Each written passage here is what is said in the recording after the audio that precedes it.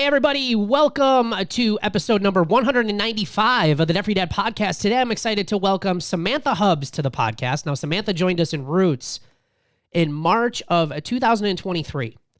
And in just the last 7 months has made some amazing progress. Now, I don't want to share what this progress is because I feel like I would be taking a lot of thunder and lightning away from Samantha. I think she needs to share this because it's just incredible what she's done. And you guys, she's done this during times when inflation and expenses are as high as they are and people are making nothing but excuses on why they're broke. And here is someone who's saying, you know what? I'm not going to live like this anymore. And I'm so excited that Samantha is here to share her journey, what changes that she's been able to make to get these kinds of results. You guys aren't going to want to miss this. Stay tuned. You're listening to the Debt Free Dad podcast with Brad Nelson. Brad and his co-hosts experience the anxiety of living paycheck to paycheck before learning the fundamentals of financial security. They are now on a mission to empower regular people to pay off their debt for good and enjoy happier, less stressful lives. Keep listening for inspirational interviews, tips, tricks, and practical advice to gain financial freedom.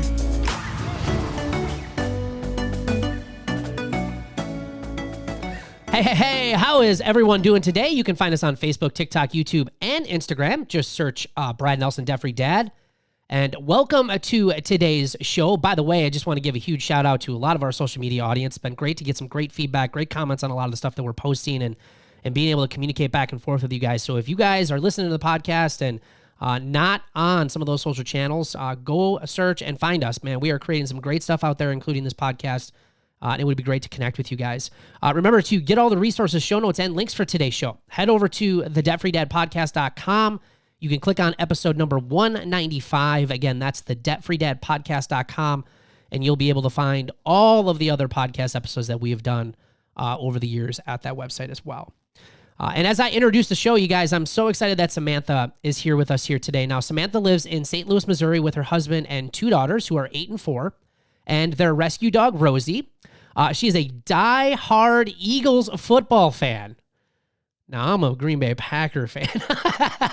But she is originally from Philadelphia, which makes that totally fair.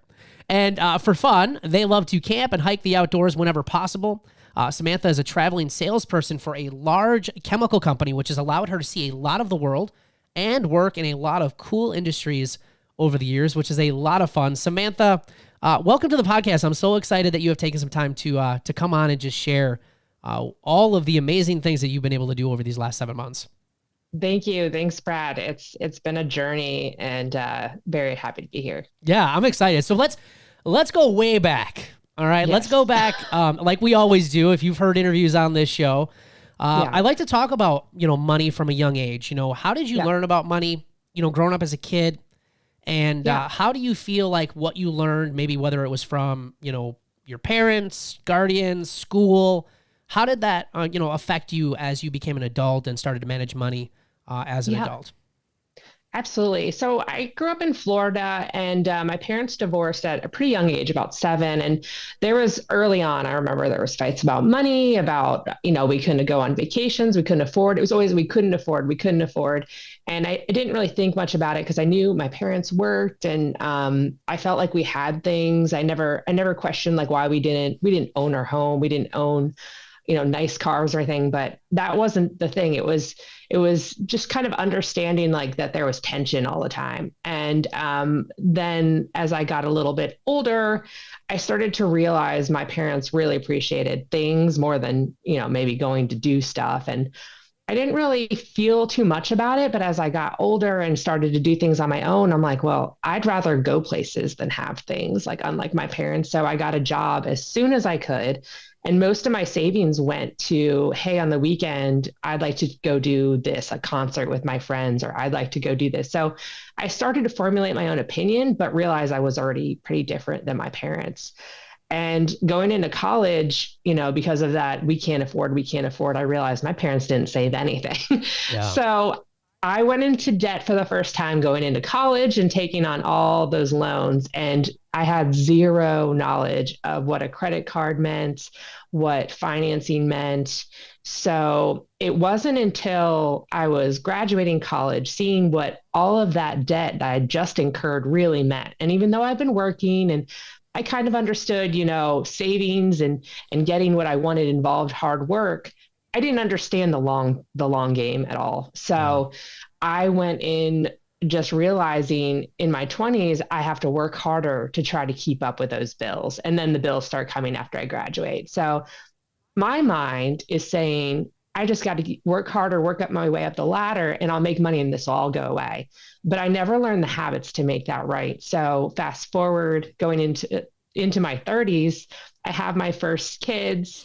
I'm realizing, marriage doesn't make money easier. You don't learn. Kids don't make money easier. And so like without ever properly learning how to budget, what that the interest means, it just mounted. And then of course home ownership on top of that. So Yeah. Yeah. yeah. Well, I think, there's probably a lot of people out there listening to this that can resonate with that, especially, if they went to college.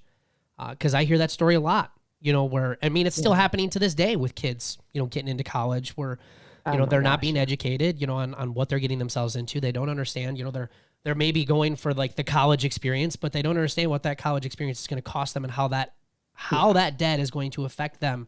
Not only just for a few years after college graduation, but for years after college education or graduation. And I think, you're speaking to that. And I love the fact that you brought up, money didn't get easier when we had kids, when we had a house, when we got married. A lot of people make the mistake of, it's just not the right time to work on my finances. When things get easier, I will. But when in life do things actually ever get easier? No. Yeah. I guess I assumed like one big bonus would save my life, but then I realized I didn't know how to properly allocate that, and it would come and go so fast. Yeah. So, yeah. Yeah. So obviously you joined us in Roots back in March. So can you share a little bit about leading up to that point? Yep. What do you feel like? What were you guys? Were you guys stressed? Were like what bills? Like what was, I guess, causing a lot of the stress or maybe the anxiety around finances, or maybe just pushing you to say like we need to make some serious changes? Yeah, absolutely. I think last fall was just like a new rock bottom for me where I'm like working my hardest and making the amount of money that I thought would make me feel rich or secure. And, it's just not the case, especially with inflation. And for the first time ever, I was struggling to afford bills and anything besides the bills. And I'm like, how is this number coming in my bank account? It's all going away. And it was just the point that the credit cards had caught up. And I had just overspent. Every time I got a raise, I was just spending more and taking on more activities for the kids and not allocating it properly. And so going through the holidays and Christmas, I just wasn't able to sleep. It was this pure stress, like a physical stress on me. And I felt a lot of shame. And my husband and I talked about it a bit, but we're just trying to like make ends meet and just trying to get through the day without the kids kind of, feeling that tension and going through what my parents kind of put me through, whether it was subconscious or anything. It wasn't like they meant anything bad. I just didn't learn. So by the springtime, and I'm thinking, man, this has gone on for months where I'm struggling. I'm living paycheck to paycheck. I need to do something about this. And I actually came across the Debt-Free Dad posts on Facebook, and I don't even remember how it popped up, but then I started watching little clips, started watching the podcast, and was like, there's a lot of good reviews on this. And so March came around and I'm like, I just got to commit to something. And this was the first thing I had really thought seemed like a good community. Yeah. Yeah. Well, and again, I think there's so many people out here listening to this probably right now that can resonate with those feelings. That's because, your feelings were the same as mine. It was like, it wasn't my income wasn't the issue. It was the habits, the spending, just the, it just seemed like the more money I made, the more I would spend, or, it just never would get better ever. And, you finally just get to that breaking point of this just can't be the way it is going to be the rest of my life. It's hard, especially when you work really hard and, you make that kind of money and it's just like, what's the point? We're just struggling. So you joined Roots, which is awesome, in March. So can you share for anyone who's listening to this, like, what did you learn initially that really started to maybe make things click for you? Were there certain things inside the program that you felt like you started implementing right away that gave you some quick results? and started to maybe change those feelings rather than stress and anxiety to maybe more hope of like, holy crap, like we could actually do this and this could actually work for us? Yeah, I can tell you right away. You join the program, you go through all of the learning sessions, and I'm getting through them, and I'm starting to write down my debt. And something that I heard and clicked right away, and I didn't really think about this, was you can't use debt to fix debt. And twice before, I'm so guilty. Twice I have gotten a loan to pay off all my credit cards, saying, never going to use a credit card again. This will solve it. I paid off one. It was painful. It was not helpful. Then got all the credit cards filled up again, and then got another one. And it was such a high amount of money on this loan. And here I have credit card debt still. I'm like, this doesn't solve anything. And putting that number on paper with the credit cards and seeing it all together, because I convinced myself at some point that one loan was all I had in debt, and I was just lying to myself. And so with the program, I learned you cannot get another one of those loans. That doesn't fix it. It's putting this all on paper and working on each one separately. Like, these all are the habits that I need to change. That took like a month and a half in the program of me like really accepting it, and a lot of, again, shame, a lot of like just having to be honest with myself. And Sure. it was a reckoning for sure. Yeah.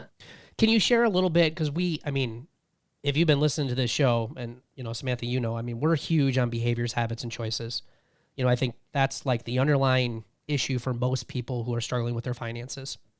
Yeah. Can you share like what types of choices, habits, and behaviors that you noticed that were off, and like how did you go about fixing some of those over these last 7 months? Yeah, I think I just always depended on, don't look at your bank account. This credit card can cover it for now. We'll figure it out later. There was always, we'll figure it out later, not a plan. And some of those things I was spending on my credit card were things in like home ownership. We know things are going to break. We know, you're eventually going to have to get new windows, or something's going to come up, or the heater's going to break. And I had never once set aside that money, like knowing that that's going to happen. I just kind of, it would happen. That's the credit card. And so the very first thing I did was, I set up my emergency fund and I put that aside. And then I started to understand that there had to be sinking funds beyond that. And so that was when I started to do cash stuffing in envelopes. Never had done that before. And that was really helpful, because then even though my bank account would be zeroed out with cash, I would see these cash envelopes getting bigger. And sure enough, 2 months later, I had the exact amount of cash I needed in 1 week. I had a $300 vet bill and an $800 AC repair. And I'm like, if I didn't have that, I would have just added my credit cards. And for the first time in my life, I can remember I didn't use a credit card for those. So that's incredible. Huge. Yeah. So the habit of saving, habit of budgeting properly, huge, right? What about removing, or there's this whole mindset of, if I want to get out of debt, I have to cut out everything in my life. What was your experience with that? Did you guys have to cut a lot out? Like when you actually looked at your expenses and you started seeing what you were spending your money on, how did that process work for you? Were there a lot of cuts, or were there just reevaluations, or how did that work? I definitely had a lot of, that one time we use it, it'll be worthwhile. And we had everything from all the streaming subscriptions, which I felt ridiculous about looking at on paper. So we went down to one, and we never had cable or anything. So I think I assumed because I didn't have cable, I was saving money, but we got rid of most of them. And I realized we never watched them anyway. Like I didn't even know if we had memberships to things anymore. That's a bad sign. And then we had like family memberships to a lot of things, like the local Six Flags. And I would tell myself every month, oh, that's like $20 here or there. But that adds up. And sure enough, we went once or twice other times. And I just found ways to get free or discounted tickets. And sure enough, it ended up being cheaper. So I got rid of a lot of those things that I guess I thought like my kids would be missing out or anything. And sure enough, it was just another habit. Those were major things. And then really just going out to eat. Going out to eat, as we all know, has gotten more expensive. And honestly, my husband and I have learned to cook more, and I think our meals are better than some of Oh the my gosh, ones we they had are. out to eat. So it was Yeah. good. It was really good. Yeah. Speaking of your husband and your relationship, like how did that all, because that's a big thing we talk about a lot Yeah. in Roots. I know you've seen it probably in the Hmm. group if you've been in it. That's a struggle for a lot of couples. Is number one is just getting on the same page, and number two is being on the same page, especially if you want to aggressively start paying off debt. Yeah. Can you share a little bit about that? Like what were things like before, and how are things now? Are things better in the relationship as it relates to the progress that you're making? Or Yeah, I can tell you we're definitely not perfect, and we've had those fights over either money or habits or things like that. And as the sure, program started, I'm like kind of feeding this to my husband and trying to get him on board with it. And he was really overwhelmed too. And he saw my numbers, and that was it was some serious conversations that we hadn't had before. Is it better? I think it is because there's visibility. Do we still have tension over it? Yes. And I think it's because he had the same experience with his parents that I did. And for him, it might have even been more serious. Like, I yeah, think his parents were in some really deep situations where, like, will we have our mortgage paid kind of thing? And, that can like lead to some like deep, like, maybe some trauma or some PTSD of like for sure, talking about money is a bad thing. And I think we're still really working on that. So, yeah. I don't think that, it's anything perfect, but it's getting better all the time. Yeah. And Well, I love that yeah, you were transparent with it because it is one of the leading causes of divorce is money fights and money arguments, you know, and it's something yeah, that a lot of couples struggle with. And again, I think you bring up a lot of good points of a lot of what we bring into a relationship has a lot to do with what we've learned about money growing up. And if our parents or our guardians, whoever had us when we were kids, if they didn't handle it properly, a lot of that money mindset comes from those experiences. And now you're mhm, mashing two different money mindsets together. And most couples never go through any sort of, personal finance classes or communication skills about where we're going to be on money and how is this going to work. We just kind of throw it all together and say, hopefully this works, right? yeah, So I love that oh you're yeah, you're being transparent about it though and saying that, it's an ongoing challenge and that, we are working through it. And it's all part of marriage, but I think having a good plan where you sit down and talk on a regular basis about money, being more proactive, because most couples it's always just crisis mode is the only time they're ever talking about money. And that usually is what mhm, results to a lot of the arguments and the fights. yeah, absolutely. I think the last thing that we did was realizing we still have quite a bit to go on our journey to get out of debt. Is Yeah. that we got life insurance to cover anything because Yeah. God forbid something happens to one of us and the other one has that stress. So Yep. that was a difficult one to sit down and be serious about, but I feel Yeah. better now. Yeah. Life insurance is not a good topic. I mean, I just lost my wife back in March and I've been living this. So if you're listening to this and don't have life insurance, you're married, you have people who depend on you, especially kids, and Hmm. man, just make it a priority this week. Get that stuff done.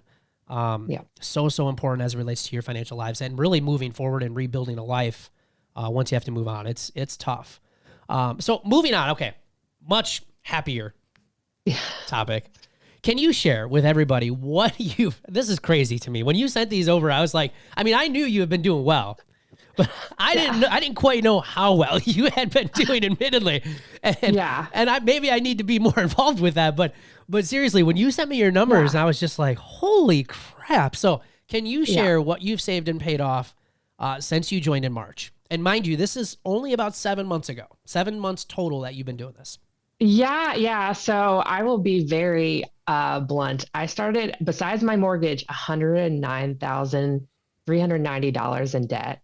I have since paid off, and my palms are sweating, $32,790.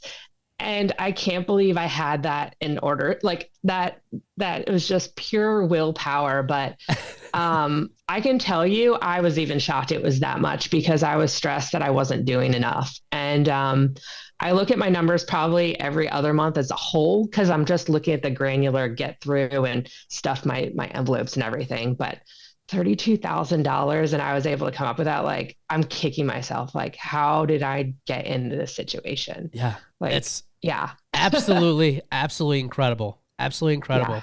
And like you said, would you have ever imagined back in March when you joined that you would have made that kind of progress in just 7 months?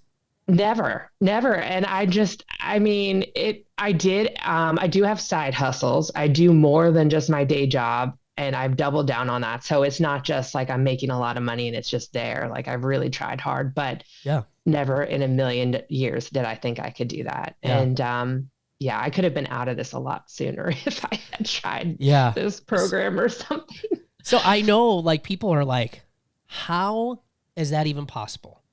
You know, how does someone pay off that much money in 7 months? So can you share? I know you shared just a little bit, but like, what do you think has made that big of a difference for you? Because that's a huge feat in just 7 months, paying off over 30 grand. Yeah, absolutely. I can tell you. So what I did is we really don't eat out anymore at all. Yeah. I can tell you we've gone out to eat it maybe like 2 or 3 times when we were on vacation. And luckily I had paid for vacation last year. So that was something that like I didn't add to my debt too much this year. But we got rid of all the side trips. We got rid of subscriptions, like I mentioned before, that really added up. Like that was a couple $100s here and there.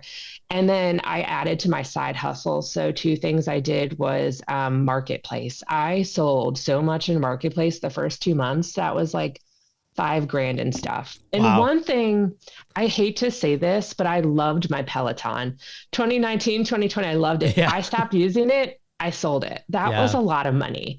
So things like that, I had some big ticket items, but getting that out of my office and it was sitting here collecting dust, I can tell you that was like stress off my back. And then my last thing that we can do, but maybe not would work, not work for everyone, is Turo. We rent out our second vehicle whenever we can. Okay. So highly recommend that if you have a vehicle and that you don't always use. So my husband and I work from home.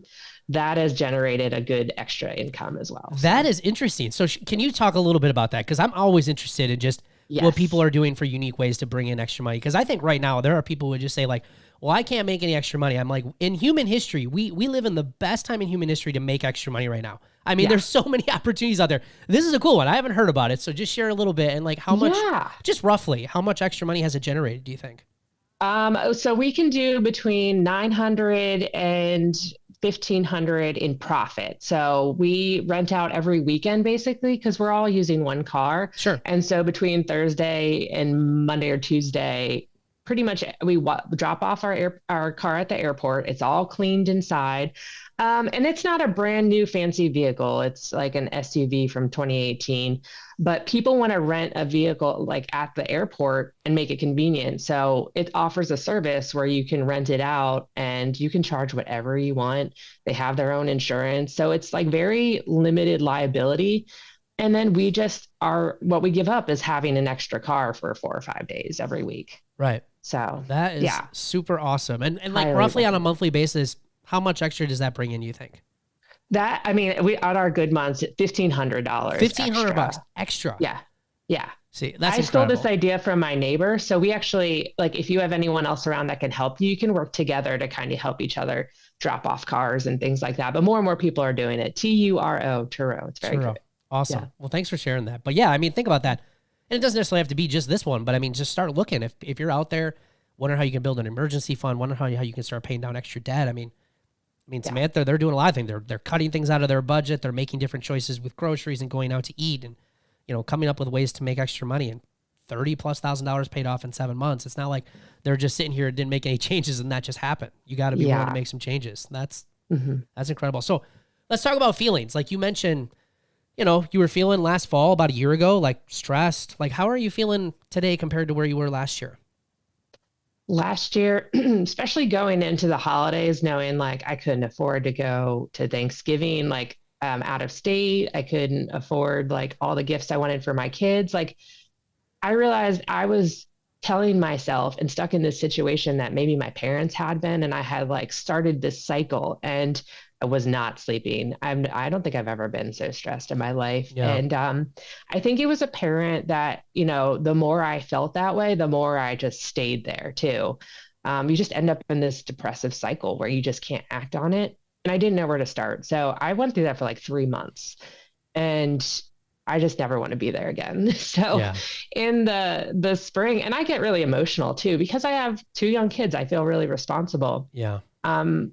The new year rolled around and I'm like, I have to start off this new year better. And I was looking at like getting rid of stuff or how I could, you know, react, but I was just stuck in this no change cycle. So I think for around a month, I was probably like lingering on the debt free dad pages and stuff and trying to like, compare all these programs and stuff. And I finally just hit the trigger. I think I was on a work trip and my bank account was at zero again. I'm like, I just got to do something. Yeah. So that was it. That was the trigger I pulled. And right away I committed to doing all the learning modules and just doing my best. Yeah. So, Oh, well, you've crushed it. I'm so proud of you guys. I mean, that is yeah. just, it is just incredible. And to be able to stand up and take charge, you mentioned you have, your 2 kids, and I want to talk about them just here in just a second, but I mean, you're changing your family tree by showing them how to manage their money better so they don't make a lot of the same, decisions and choices that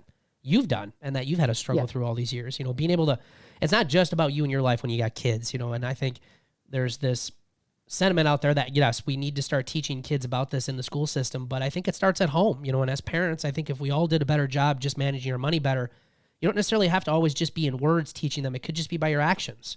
And the way we handle our finances, they're going to see that because more is caught than it's actually taught. And they're going to see a lot of those things coming through in the way you guys are managing your money now. And that leads me to my next question, because do your 2 girls, have they noticed anything? Mom and dad are doing some weird stuff with money. They're saying no a lot more. Like, how have they been through this? Yeah, if anything, I think I made it clear to them, like, what's important to me is that we do stuff together. And, you might not be getting as much toys, but I think you'll enjoy it. And so they definitely noticed we weren't eating out as much at first. Now they know that if we go to a restaurant, we're all in a mood anyway. Like, I have my 4-year-old cannot sit still to save her life. And my older daughter is at the point where she's like, I like eating at home. We're all together. This is great. Yeah. And I can't say every kid will be like that or easygoing, but the little one, like, she doesn't even notice the difference. And then with the toys, I feel like they got involved with like donating stuff and selling stuff. And they saw that they could put money in their piggy banks. And now when we go shop for something, I'm not the one buying it. I want them to see how much their dollar is worth. Yeah. So if it's not a holiday or a special occasion, I'm not getting extra stuff. And that was hard for me because I felt like I was taking something away from them at first. Yeah. But really it's just like, I was just giving them the wrong kind of attention before, I think. Yeah. And that's hard. Right. So how cool is that? So good. That was a great share. So let's talk to, say, this Samantha a year ago. You're on the fence, or maybe you're still kind of where you were when you first started. There's a lot of people listening to this show that come across it, and they're feeling a lot of the same types of feelings that you were feeling.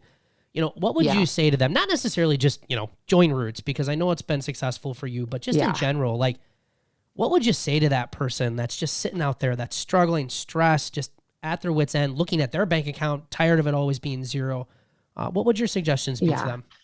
I mean, I still go through it, and like putting together my numbers 2 months ago, I had like a really rough time. We went down to 1 income over the summer, and I'm like, there's no way I can keep up.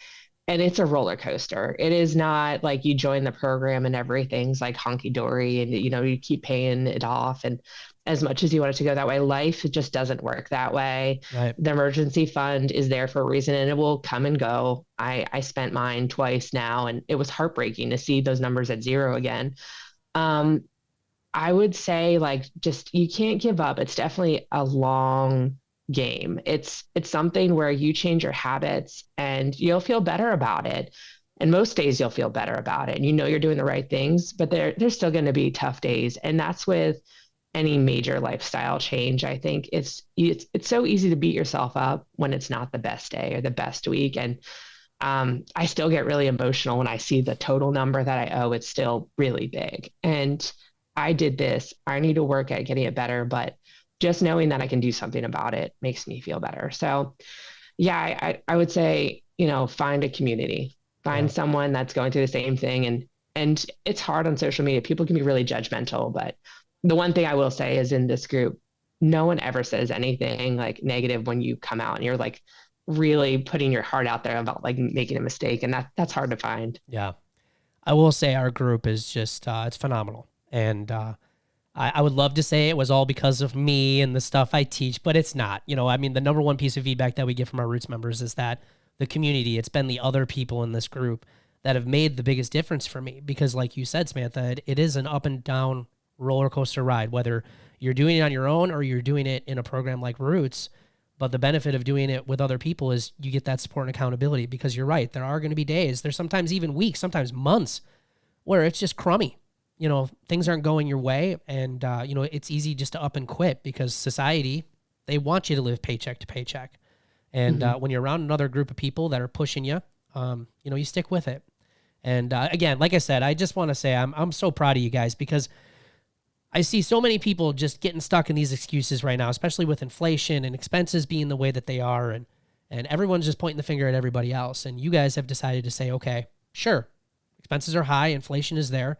What can we do about it, though? What are some things that we can take control over? And you guys are proof that normal, everyday people, you can take a stand, you can take back control of your finances, even in times like this, and you can make some significant changes. And your numbers are just proof that it works. Yeah.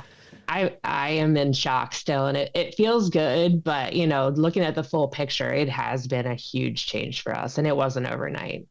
We still have a ways to go too. We're not perfect. There's no such thing as a perfect month. Such thing. About that. Yeah, we just talked about that. Yeah, so Samantha was saying that before we hit the record button. She's like, I feel bad because I haven't had really a perfect month, and I told her, I was like, I've been doing this 13 years, and I haven't had a perfect month either. Oh, Yeah.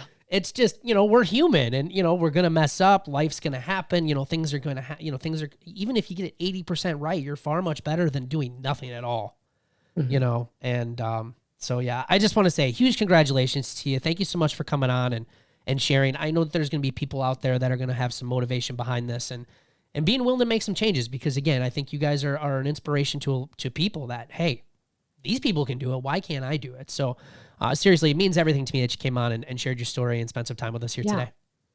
Thank you so much. It's been great. And Brad, you're always a great leader for all of us. So thanks so much. Yeah, thank you. So the Totally Awesome Debt Freedom Planner is helping so many people make consistent progress with their finances. Whether that be building emergency funds, paying down bills, budgeting, tracking paydays, saving up for larger purchases, goal planning, and planning for those irregular yearly expenses that always seem to catch you by surprise. Now, the Debt Freedom Planner will help you take the stress out of managing your money. And if the thought is running through your mind, hey, I just need to have a simple tool to get my finances together, this planner is perfect for you. Head over to therealdebtfreedad.com, click on the Debt Freedom Planner in the menu at the top of the page, and order your Debt Freedom Planner today.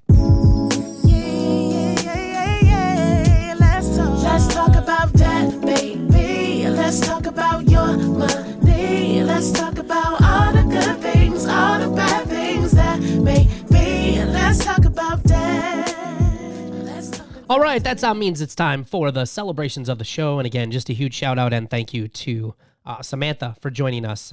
Takes a lot of courage to come on and just kind of open up about finances, a very taboo topic here in the United States. Obviously, a lot of people don't like talking about the skeletons in the closet and some of the mistakes that they made. So it's always a pleasure to have our Roots members and people who have had success with their finances and getting out of those situations and being able to share that it's a very real thing that a lot of us struggle with.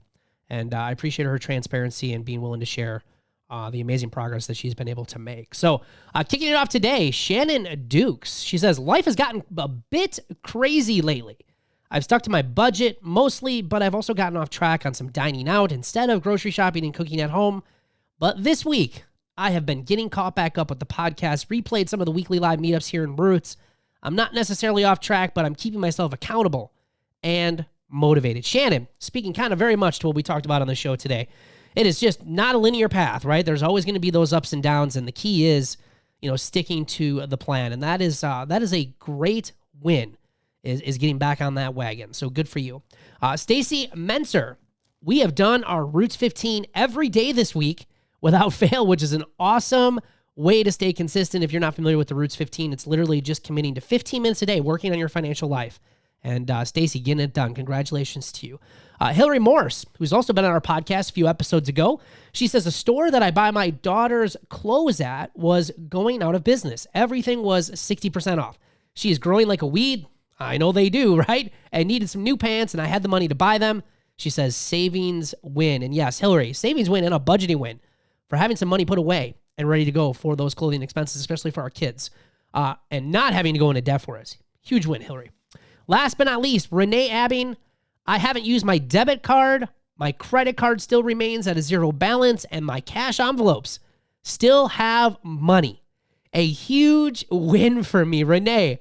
Huge of me. There's several. It's like 3 or 4 wins there, right? Just breaking the habit of using your credit card, sticking to your plan, going to cash as an accountability tool, budgeting. Girl, killing it. Love it. So congratulations to all of you guys who are working your way out of debt, standing up for yourselves and saying no more to financial stress. It takes a lot of courage, a lot of effort, a lot of hard work. And we're proud of every single one of you guys for doing that. Hey, if you're just getting started with our podcast, or maybe, you've been listening for some time and you're interested in how you can finally get started on the road to financial freedom, there's no better way than visiting our website at balancesense.com or debtfreedad.com and sign up for my free Life Without Payments workshop, where I'm going to show you the first steps that have helped tens of thousands of people, hey, just like you and me, kick financial stress and worry for good. Hey, we'll see you guys next week.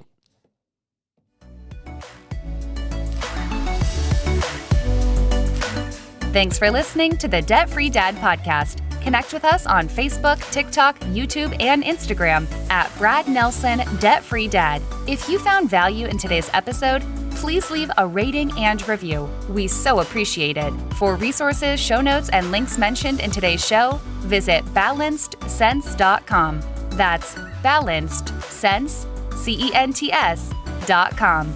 Catch you next week.